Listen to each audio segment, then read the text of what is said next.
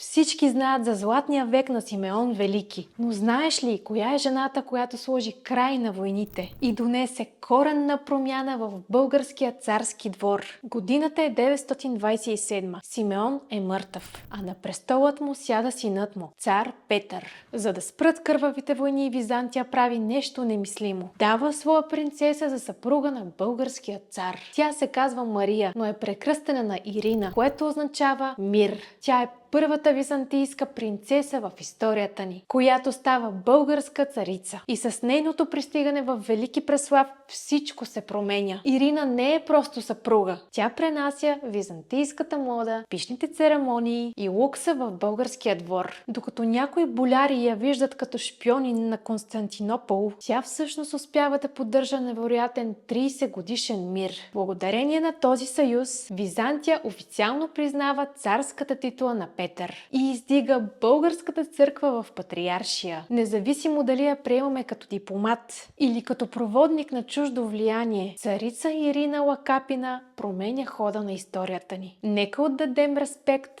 към нейната душа, личност и дипломатически ум. Напиши в коментарите поклон, за да я уважим с благодарност. Българската история е пълна с неочаквани обрати и силни женски образи. За да не изпуснеш следващата истинска история, последвай. Благодаря.